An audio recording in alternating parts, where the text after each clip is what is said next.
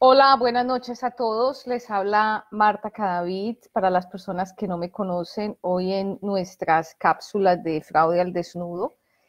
Y vamos a hablar de un tema que escuchamos mucho cuando estamos trabajando en los temas de administración de los riesgos de fraude, que se llama el tono a la cabeza.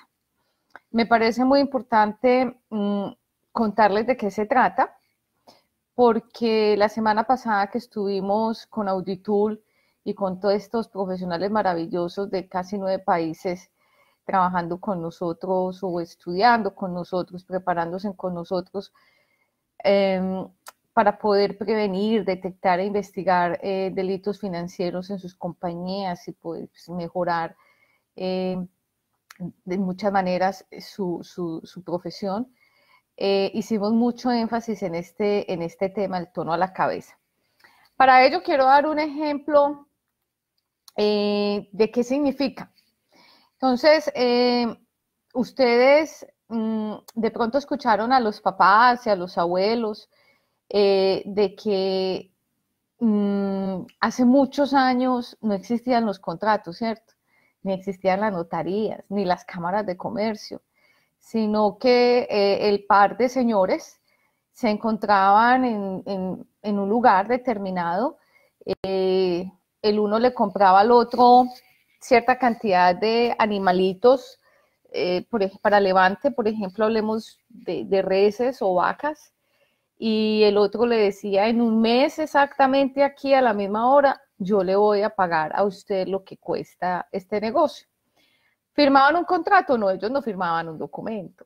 ¿Iban a una notaría? Tampoco iban a una notaría, ¿cierto? Entonces siempre se confiaba en la palabra del otro porque la palabra del otro tenía peso, porque había una rectitud y había una integridad y había una congruencia, y ese pacto se respetaba hasta lo último.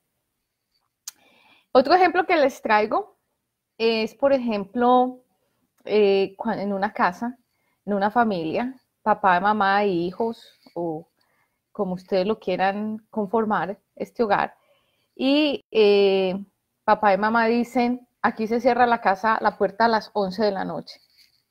Y todos llegábamos o llegan a las 11 de la noche. Quien llegara después de las 11 de la noche tenía una sanción. Y siempre esos papás siempre se veían rectos, nunca se les veía una malicia de algo o se les veía que estaban haciendo algo indebido. De hecho, muchas veces si alguien de los niños llegaba con algo que no le pertenecía, pues ellos se tomaban la tarea de averiguar, investigar, había hasta una sanción y váyase para la escuela, para la guardería o para el colegio a devolver lo que no le pertenecía.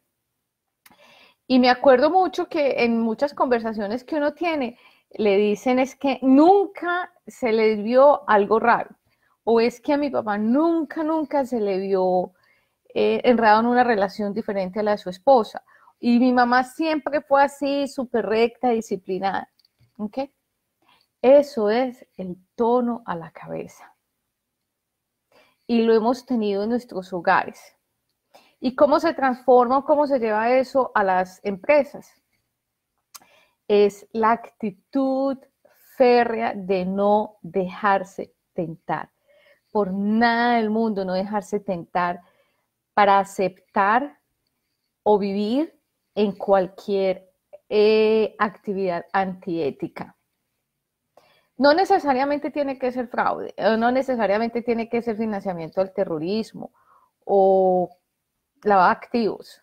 Recuerden que ya tuvimos la oportunidad de ver que en otra cápsula del fraude que hay más o menos 56, 60, digamos, actividades que se determinan como delitos precedentes de lavado de activos, pero en este tema del tono a la cabeza, yo quiero hacer alusiones a la rectitud, a esa actitud férrea de no dejarse tentar ante cualquier actividad antiética ni malas propuestas.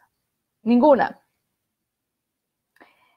Entonces, eso es el tono a la cabeza. El tono a la cabeza viene incluso desde la asamblea de accionistas, porque todavía y yo creo que son la mayoría, las empresas que son sociedades anónimas cerradas, que incluso los dueños son familia o son amigos, y que mucho de esa cultura que viene de la asamblea de accionistas, de los dueños, de los socios de las compañías, se va en cascada hacia los empleados y las otras personas que están relacionadas con la compañía. Entonces, incluso yo voy más lejos que la junta directiva. El tono de la cabeza empieza por la asamblea de accionistas, por los dueños, por los socios de esa organización, de esa entidad. ¿Y qué es el tono a la cabeza? Es que desde el inicio que se pone el primer documento en la compañía, existe esa actitud férrea de no aceptar ninguna actividad antiética. Pero de igual manera, esos accionistas y por ende la junta directiva o consejo directivo para muchos países en Latinoamérica, y de ahí el staff de la compañía o el senior management o los que son los gerentes de áreas, supervisores, y a su vez los que son los empleados de un nivel o un rango medio o bajo, no se dejan tentar. Entonces, el tono a la cabeza está amarrado con el buen ejemplo. Si yo como dueña de una compañía o accionista o miembro de una junta directiva, quiero que mis empleados sean los mejores, los más éticos, los más correctos, los más productivos, que las personas sean confiables, yo tengo que empezar por mí. Es imposible pedirle a los empleados cosas que ellos no ven desde la cabeza, el tono a la cabeza, desde aquí. Es imposible pedirle a los empleados que no cometan un acto de corrupción en el área de compras, por ejemplo, o que no cometan fraude si la junta directiva de la compañía, el consejo directivo, e incluso la asamblea de accionistas o los socios son corruptos, son fraudulentos, siempre están buscándole la caída a las personas, están buscando cómo robar el mercado en otra parte, están peleando por tener más participación, cometiendo actos antiéticos para poder entrar en otra jurisdicción. Es imposible pedirle a los empleados lo que el tono a la cabeza no tiene. Muchos nos dirán, pero es que para eso se le pagan los empleados. Sí, a los empleados se les paga por ser productivos, a los empleados se les paga por prestar un servicio dentro de la compañía, pero nosotros no estamos contratando máquinas, nosotros contratamos seres humanos que necesitan una dirección y muchas veces esos seres humanos llegan a la compañía con ciertos valores que no están alineados con los valores de la compañía. Entonces, la compañía lo que tiene que hacer, el senior manager, la gente que está en la administración de esa compañía, es alinear a esas personas para que puedan, digamos, encontrar un camino en la compañía donde puedan ser felices y productivos y cuiden la empresa. Pero solo esto se da si ellos ven desde la asamblea de accionistas, pasando por la junta directiva y los altos niveles y los altos ejecutivos de la compañía, sienten lo mismo. Traigo este tema porque yo sé que muchos han trabajado en compañías donde me están diciendo eso no sucede así. Pues claro, empecemos con los grandes escándalos de corrupción. Empecemos por Odebrecht, una compañía que tenía el mejor código de conducta, que tenía los mejores profesionales y se ve envuelta en un caso de corrupción gigante donde tenían una unidad de negocios para pagar pues las mordidas en diferentes países. Entonces uno dice, bueno, pero entonces ¿dónde está la congruencia en la integridad? Bueno, hay compañías donde esta clase de ejecutivos no lo pensaron de esa manera, actuaron diferente al deber ser, pero no por ello nosotros debemos copiar eso que se ve. Yo pienso que antes, al contrario, nosotros debemos pensar que si algo no correcto sucedió en esa compañía, no necesariamente se tiene que copiar en las demás, sino que podemos nosotros mejorar. Ahora, el tono a la cabeza, más allá de este aspecto humano y de ejemplo, es uno de los mecanismos de disuasión más potentes que existen en cuanto a la prevención y detección de fraude.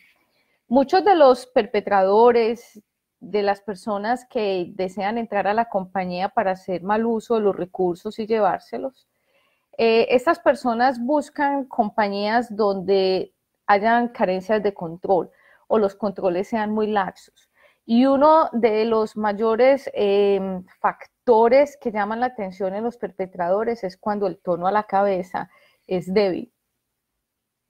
Puede que hayan cámaras, puede que haya un grupo de auditores excelente, pero los perpetradores saben que cuando el tono de la cabeza está fallando, tiene ambivalencias, cuando las personas que están manejando la compañía gozan de mala reputación o la reputación, están en dudosa reputación porque se puede sentir o saber que estas personas están enredados en actos antiéticos.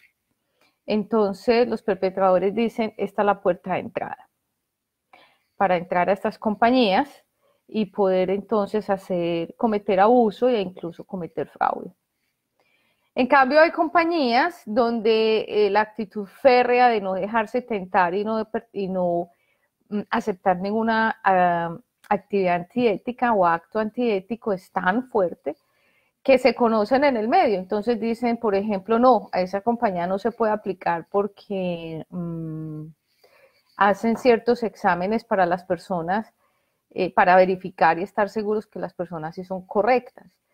O en esta compañía los exámenes para entrar se validan con el comportamiento de la persona, más con las actividades. Entonces los perpetradores dicen, no, allá no se puede ir porque pues, entrar es más difícil porque, por ejemplo, hay polígrafo para entrar, se hace por la prueba del polígrafo, o por ejemplo, en muchas compañías multinacionales o globales también hacen testeo de drogas, consumo de drogas. Entonces el perpetrador ya dice, bueno, molestan mucho al entrar, entonces es una manera de disuadir. También entonces, bueno, si pasan unos controles, empieza también la forma de testear a la persona en cuanto a sus valores, su ética, su moral, su comportamiento ético. Entonces, claro, una persona con ambivalencias no pasa ese tipo de pruebas. Una de las cosas que yo he aprendido en el mercado americano comparado con el mercado latino es que se están haciendo grandes esfuerzos a que las personas que entren a la compañía sean las personas correctas, que estén alineadas con los valores de la empresa. Y si esa persona requiere de desarrollar alguna técnica específica para poder desempeñar bien su trabajo, pues la compañía prefiere ayudarle a que esa persona desarrolle esa técnica siempre y cuando la persona esté alineada con los valores. Entonces les voy a dar un ejemplo. Vamos a pensar que uno de los valores es respeto. Entonces la compañía lo que hace es evaluar a esa persona frente a ese valor llamado respeto y ellos dicen, ok, el empleado A está alineado, lo que sabemos de él, lo que demuestra y de acuerdo a estos test, a estos exámenes, la persona sí tiene el valor de respeto presente. Pero la persona necesita aprender a escribir a máquina, es un ejemplo, o la persona necesita aprender a usar el computador. Desde que la persona esté alineada con ese valor, la compañía dice, venga, yo le enseño a escribir. Porque se dieron cuenta que encontrar personas que estén alineadas con esos valores en la organización son muchísimo más importantes, aman la organización, la respetan, se despeinan por ella, son personas que siempre van a defender la compañía. Claro está que hay también un tema de ser justos, pero este tipo de compañías lo que buscan es que asegurar de cierta manera que las personas que trabajan allí amen la empresa. Y cuando nosotros estamos comprometidos y amamos lo que nos gusta, pues el resto es por añadidura, vamos a trabajar contentos, vamos a ir felices a la empresa y cada que nos vayan a hacer una mala propuesta, pues obviamente la respuesta va a ser no. Entonces, ahora es más importante verificar que la persona sí tenga esos valores alineados, que los valores de la persona, del empleado estén, digamos, hagan el match o estén alineados con los valores de la compañía, y después ya le ayudarán a la persona a desarrollar esa habilidad técnica que es importante para para el desarrollo de su trabajo. Entonces, el tono de la cabeza es el ejemplo que va desde la asamblea de accionistas en aquellas corporaciones pequeñas donde los accionistas, socios, dueños son también parte de la administración. Por eso es importante ir más allá de la junta directiva. Es la junta directiva también porque ellos son los que toman las decisiones base para la compañía, y todas las personas que son el staff de la compañía, como los altos ejecutivos, los supervisores, jefe de área, coordinaciones, que ellos entonces van a ser el ejemplo para los empleados de un nivel medio abajo, y van a ser, digamos, en muchas ocasiones esa fuente de inspiración. Entonces, yo los invito hoy a que ustedes siempre, si tienen la oportunidad de trabajar en compañías y son parte de ese staff, usted cómo quiere que lo recordemos, usted cómo se ve y cómo lo ven las personas. Esto debe ser un acto sincero, honesto, transparente, de comportarse, de manejarse bien y de pensar primero cuáles son las consecuencias de hacer un acto antiético, cometer fraude, abuso, pertenecer a un grupo que esté haciendo lavado de dinero. Hay muchas cosas en las que el ser humano se puede enredar y que uno considera que son pequeñas, porque solo hasta que no conocemos las consecuencias pensamos que todos esos actos son insignificantes.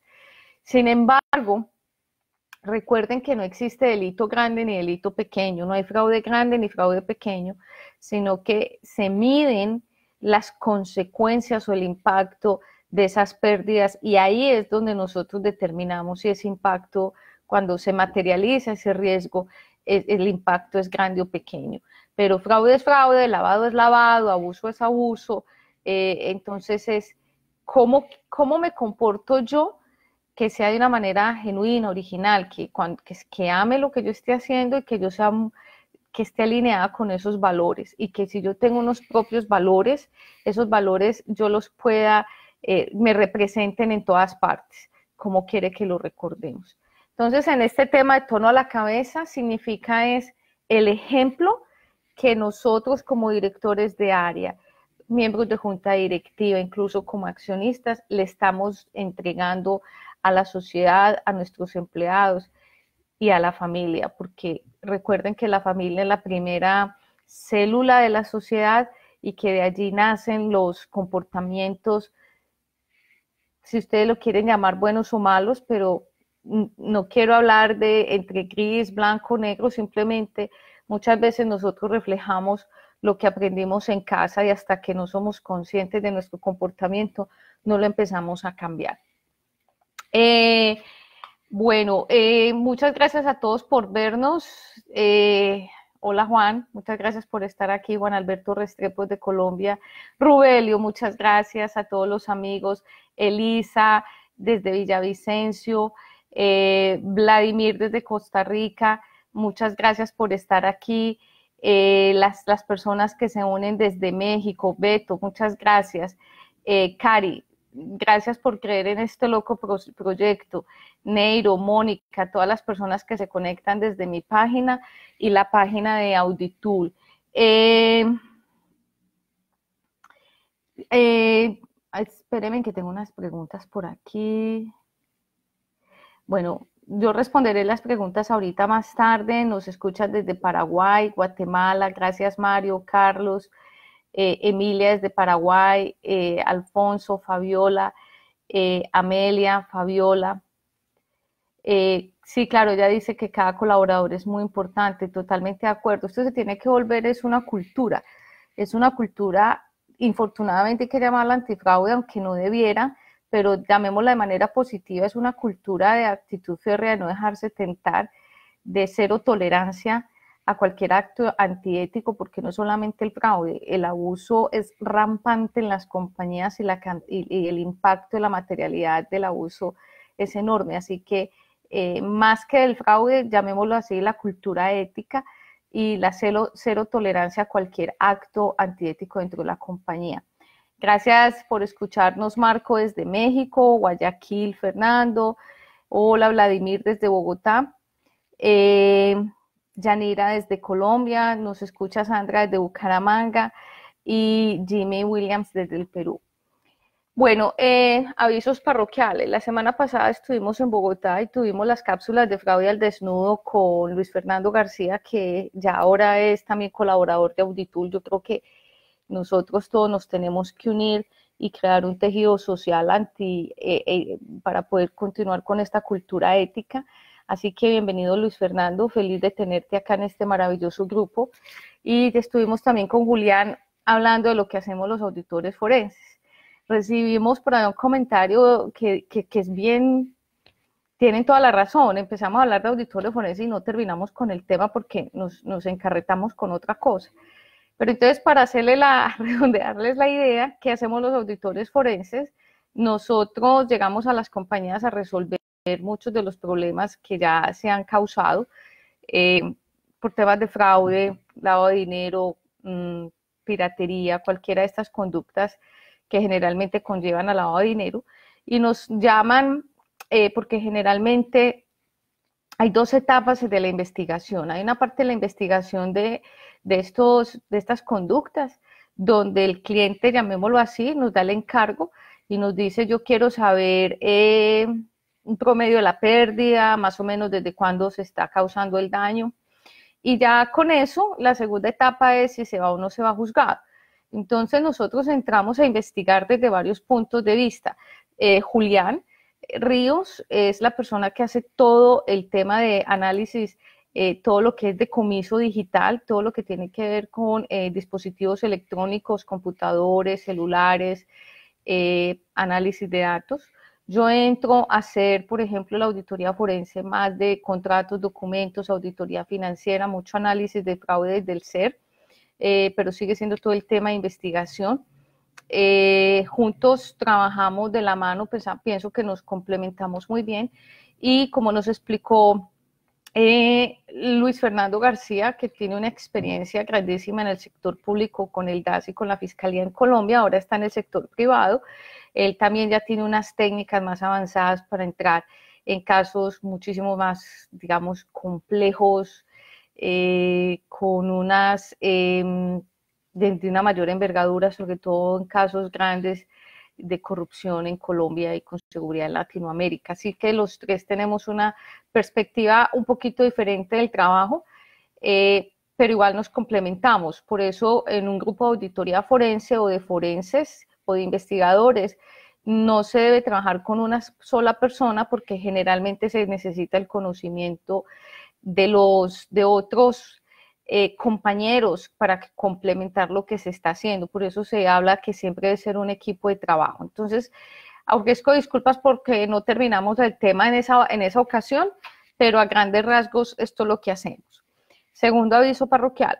¿Se acuerdan que les he venido actualizando acerca del caso de corrupción acá en las universidades en Estados Unidos?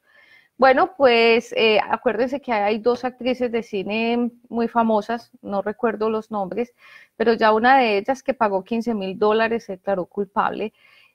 Obviamente todas las explicaciones, ofreció disculpas. Aparentemente la hija no sabía que la mamá había pagado para que le ayudaran en ese examen. Entonces, ya el tema digamos, con la fiscalía acá es que ya les están imputando también lavado de activos. Y ya la segunda actriz, que ella sí pagó acerca más o menos $500,000 para ayudarle a las hijas a entrar a la universidad, también ya se presentó ante el juez y la fiscalía, y sí, a todas, ahí se calculan unos años. Vamos a ver cuántos van a la cárcel, qué cantidad, qué tan grande va a ser la pena, pero igual es un escándalo grande que viene aquí. Se habla de 16 familias muy ricas en Estados Unidos, con un poder grande y mucho dinero, que se vieron involucradas en este escándalo por corrupción en el sector educativo. A todos muchas gracias. Sobra darles las gracias a todas las personas que se conectaron la semana pasada y que estuvieron con nos acompañaron en los 2 cursos. Yo los invito a que sigan inscribiéndose en Auditool para los cursos que traen, que llegan este año. Siguen expositores de talla internacional con una trayectoria importante en el sector privado y en el sector público, con mucha experiencia. Recuerden que la educación es la única inversión que se queda con nosotros y yo creo que la que más justifica. Así que piense en su futuro profesional, estudie, evalúese cómo quiere que lo recuerden, cómo debe ser usted como ser, qué debe cultivar usted como ser humano y como profesional para alcanzar sus metas. A todos muchísimas gracias por conectarse, nos vemos la semana entrante.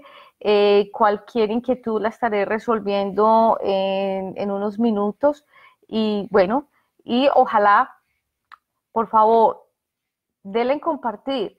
Mire, he recibido correos de gente que no conozco, que escuchan estas cápsulas del fraude al desnudo y les he ayudado a resolver un montón de problemas. Mire, esto es gratis. Compartan la información, denle en un clic, que eso se vuelve exponencial, para que otras personas que de pronto no conocen estos temas tengan la oportunidad de escucharlos. Y si hay personas que no tienen Facebook, pues también yo lo subo en YouTube. Y no se imagina la cantidad de gente que dice, gracias porque aprendí algo o porque caí en cuenta de algo. Así que bueno, a todos muchas gracias, felicidades. Me voy porque ya enseguida sube Boris aquí al escritorio a hacer presencia, mi gato, entonces no quiero que los moleste. Hasta luego, muchas gracias.